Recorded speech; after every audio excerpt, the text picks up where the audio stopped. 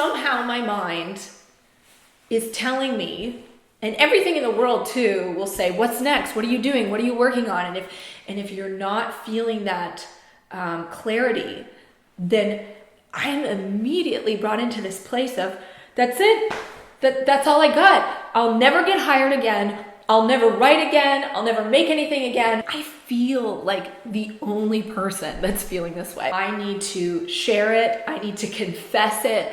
I need to lament about it and let it be true and let it be something that occurs in the process of creating and producing something from nothing, and then move on. So this is me moving on, and that I'm going to share with you today.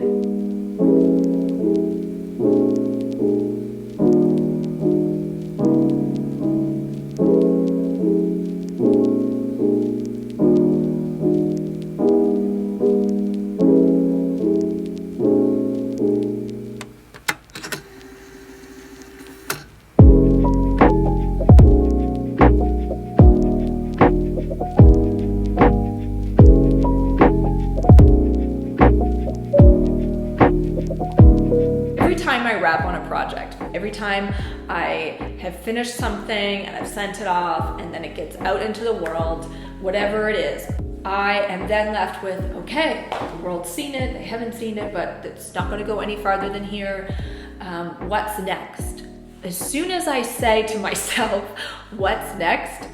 Immediately I am rushed with this belief and this voice that says, that's it. That's all I got. I'll never get hired again. I'll never write again. I'll never make anything again. Why do I have a website that says what I'm about? Because now people are going to look at it. There's nothing going on. And people are going to see that I'm working on nothing. And they're going to think, wow, what kind of a writer is this anyways? I think she's just doing it as a hobby. And I get flooded with these feelings of inferiority. And it's really comical to this point where I get to a stage of thinking like, I know it's not true, but somehow I'm still feeling this way. Every single time I finish something, it's a lie.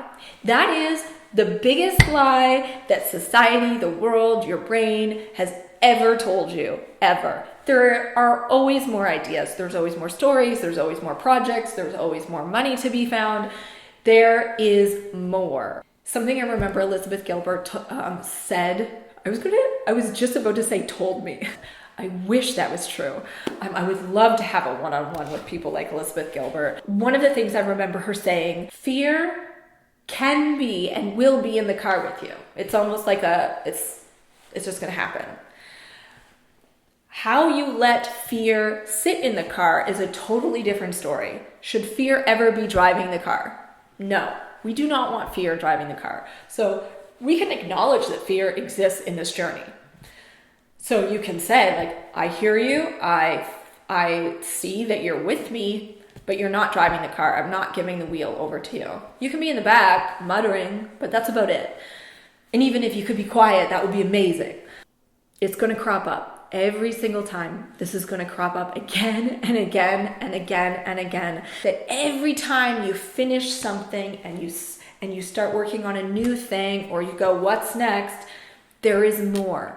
And it doesn't need to matter what the more is, as long as you believe that there's more, because sitting with fear is a good way to just not do much. One of the things that I'm really working on is that in the moments of the in-between that I spend time listening rather than being worried about what's next. It's a ridiculous, fickle journey, and it's the most rewarding. We are made to create, we are made to produce. There's always more, there's always a new project, and it doesn't really matter what other people think or what they're thinking about what the heck you do in your little work hole den. It's all about, are you showing up and are you pressing in? And yeah, you're called. So own it, do it, listen. Yeah. everyone, I thought this clip needed a little explanation. I set up my tripod to just test out a new camera lens. I really wasn't aiming to get anything more than that, and as you'll see here, I accidentally caught myself getting the next yes.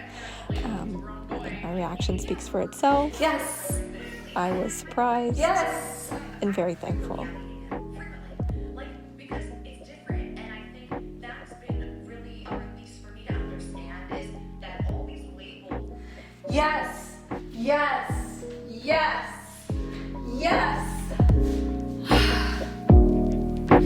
Thank you.